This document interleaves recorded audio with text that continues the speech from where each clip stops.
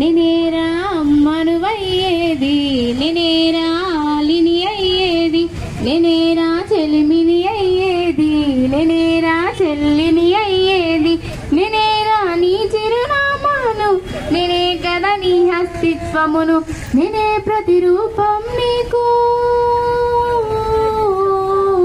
అలాంటి ఆడని మోసే గర్భంలో ఒక ఆడపిల్ల ఉందని తెలుసు, నువ్వు పిండాన్ని చితిమేస్తావు ఎందుకురా? మరి నేనే నిన్ను కాదంటే నీ మనుగడ ఏమవురా? నినేరా అమ్మనువయ్యేది, నినేరా లిని అయ్యేది, నినేరా చెలిమిని అయ్యేది, నినేరా చెల్లిని అయ్యేది. ఆడ కూతురై పుట్టడం మరణించరాని నేరమా? మగవాడిలో సగమై ఎదిగిన ఆ ఘనత ఎందుకు పొందరు? మగవాడిని కంటే గౌరవం అది ఆడదీతే అగౌరవం. అలా చెత్త కుప్పలో ఊపిరాడక విలవిలమంటూ కనుకరించని లోకంలోకి ఎందుకు వచ్చాను? ఆవేశంలో నా చేసిన తప్పుకు కడుపుల పడ్డాను. నేనేరా అమ్మను అయ్యేది, నేనేరా ఆలిని అయ్యేది, నేనేరా చెలిమిని అయ్యేది, నేనేరా చెల్లిని అయ్యేది.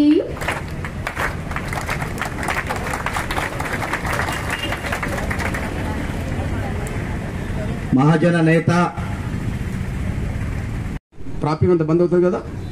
ఆ రోజు అట్లనే డెడ్ బాడీని అంబేద్కర్ విగ్రహం కాడబెట్టి రోడ్డు మీద అందరిని కూర్చుని పెట్టి మొత్తం రాస్తారోకో చేయడం మొదలుపెట్టారు. తేదీ ఆగస్టు 7, 2004. అప్పుడు రాజశేఖర్ గారికి తెలిసి నాకు ఫోన్ చేసి బెదిరించిండు. ఆ రోజు ఆయన ఢిల్లీలో ఉన్నాడు, నేను హైదరాబాద్లో ఉన్నా. రోడ్డు మీద నన్ను బెదిరించిండు. నీ అంత చూస్తా, నీ సంగతి చూస్తా, అది చూస్తా, ఇది చేస్తా అన్నాడు. నువ్వు ఏదన్నా చేసుకో, పిల్లలందరికీ ఉచిత ఆపరేషన్ చేసేంతవరకు మాత్రం నేను రోడ్డు దిగిపోయే ప్రసక్తే లేదు. ఇప్పుడే నా కళ్ళ ముందు ఒక బిడ్డ చచ్చిపోయాడు, ఇంకా ఆపరేషన్ జరగకపోతే వీళ్ళందరూ చచ్చిపోతారు కాబట్టి వాళ్ళని బతికించడం కోసం నేను ఇక్కడ రోడ్డు మీద చేస్తున్నాను, ఇష్టం నేను చేసుకో అన్నా నేను. ఆయన మధ్య నా మధ్య ఘర్షణ జరిగింది. తర్వాత సాయంత్రం 6 దాకా నేను దిగిపోలేదు.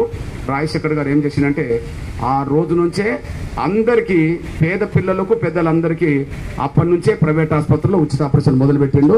ఇంకా మొదలుపెట్టిన పేరే ఆరోగ్యశ్రీ పథకం. ఇప్పుడు ఏ ఆరోగ్యశ్రీ పథకం అయితే ఉన్నదో తెలుసు కదా, ఆరోగ్యశ్రీ పథకం ఉన్నది అనేది.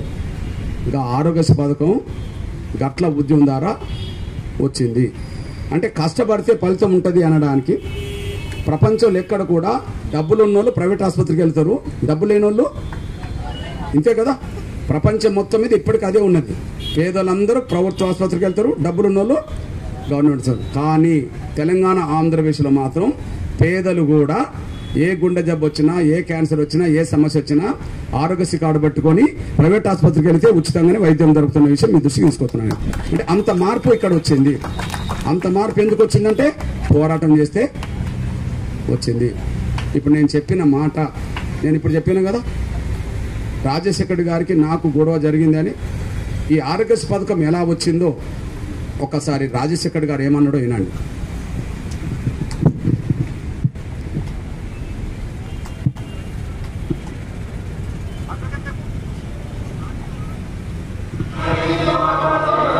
అంతకంటే ముందు ఈ రాజీవ్ ఆరోగ్యశ్రీ ఏర్పాటు చేయడానికంటే ముందు మరో సమస్య వచ్చింది.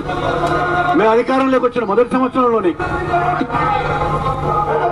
చిన్నపిల్లలకు సంబంధించిన గుండె ఆపరేషన్లు చేయించమని చెప్పి ఒక పెద్ద ఊరేగింపు చేశాడు మందకృష్ణ మాదిగ. చెప్పి ఒక మాట అన్నాడు, నేను ఇప్పుడు 25,000 ఇస్తాను కదా, ఇప్పుడు నేను చెప్తున్నా 25 రూపాయలు కూడా ఇవ్వ, నువ్వేం చేసుకుంటావో చేసుకోపో అన్నాడు. ఆ మాట అనడం బావేం లేదు సార్ అని నేను అన్నా. నువ్వు చేసుకోపో, నీ ఇష్టం నువ్వు చేసుకోపో అన్నాడు. అయితే నేను ఉద్యమం చేస్తా సార్ అన్న, నేను చేసుకోపో అన్నాడు.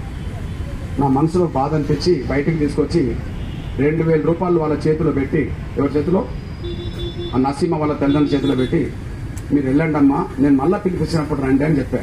వాళ్ళని ఇంటికి పంపా. నేను నా మనసులో ఏమన్నదంటే, ఏ పేదలకైనా ఏ జబ్బు వచ్చినా ప్రైవేట్ ఆసుపత్రికి వెళ్తే 1 రూపాయి కూడా ప్రైవేట్ వాళ్ళ డబ్బులు అడగకుండా ప్రభుత్వమే మొత్తం డబ్బులు ఖర్చు పెట్టే విధంగా ఒక పాలసీ తీసుకొచ్చే విధంగా కొట్లాడదామని చెప్పి ఒక 2.5 నెలలు గుండె జబ్బుతో బాధపడుతున్న పిల్లలు ఎక్కడెక్కడున్నారో వాళ్ళందరి కోసం తిరిగి హైదరాబాద్లో ఒక పెద్ద మీటింగ్ పెట్టారు. చిన్న పిల్లలు, గుండె జబ్బు పిల్లలు, వాళ్ళ తల్లిదండ్రులు వచ్చారు, 1000 మంది వచ్చారు. ఆ సమయంలో మీటింగ్ జరుగుతున్నది, రాజకీయ నాయకులు, డాక్టర్లు అందరూ వచ్చిండ్రు. ఆ మీటింగ్ ఇట్లా జరుగుతున్న సమయంలోనే ఒక పిల్లోడు అక్కడికి వచ్చి చనిపోయింది. ఒక పిల్లోడు పేరు శోభన్ అనే పిల్లోడు చనిపోయాడు. ఆయన గుండె జబ్బే ఉన్నది. వచ్చిన వేలాది మంది పిల్లల్లో ఆ ఒక పిల్లోడు అప్పుడే చచ్చిపోయాడు.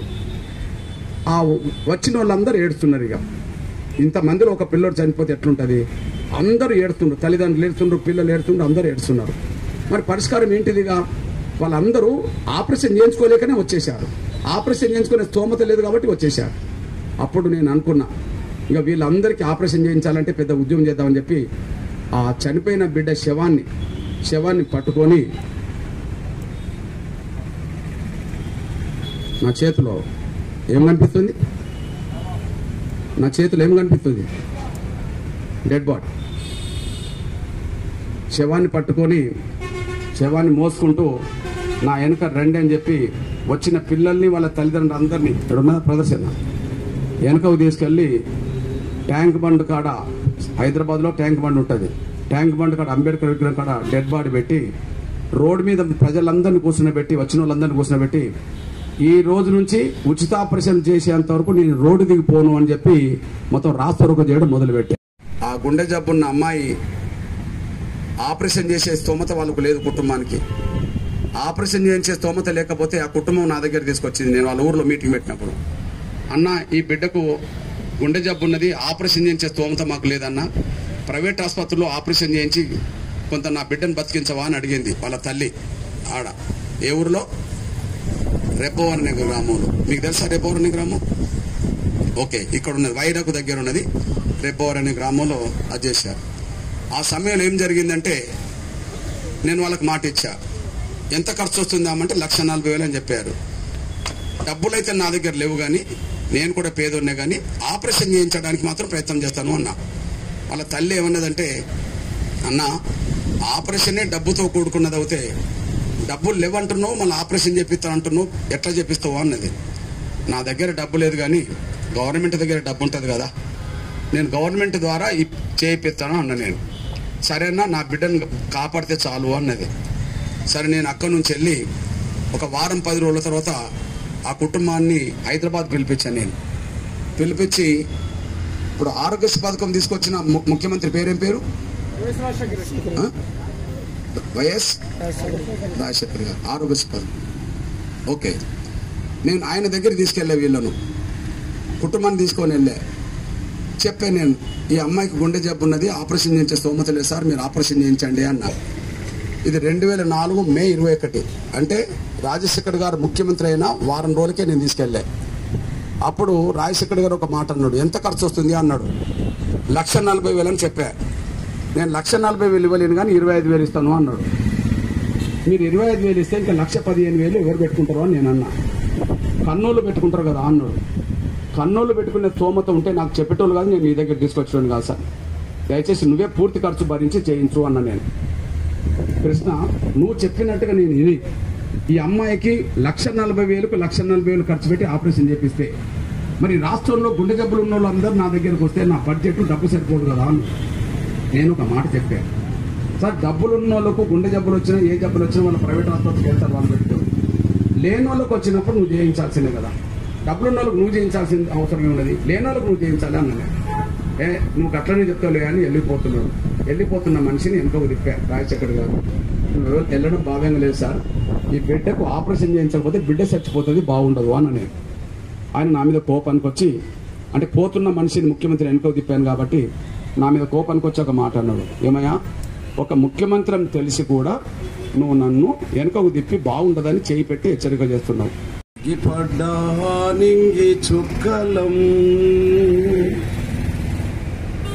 మేము చెత్త కుండి కాడి పిల్లలం,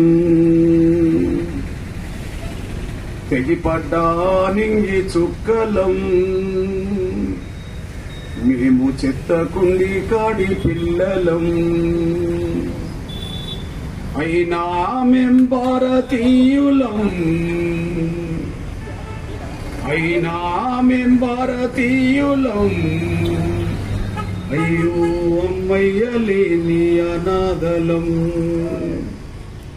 అయ్యో అమ్మయ్య లేని అనాథలం, తెగిపడ్డా నింగి చుక్కలం, మేము చెత్త కుండి కాడి పిల్లలం, నమ్మించి నా అయ్య గొంతెట్ల కోసిండు, 10 నెలలు నా తల్లి నన్నెట్లా మూసిందో,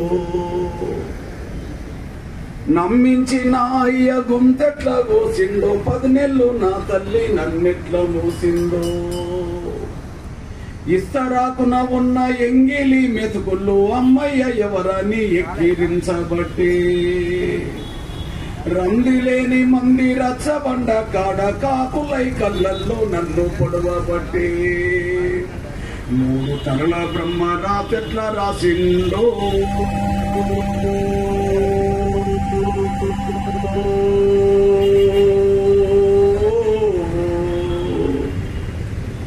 3 తరల బ్రహ్మ రాతెట్ల రాసిండో, నీతి లేని వాడు గీతెట్ల గీసిండో. తెగిపడ్డా నింగి చుక్కలం మేము చెత్తకుండి కాడి పిల్లలం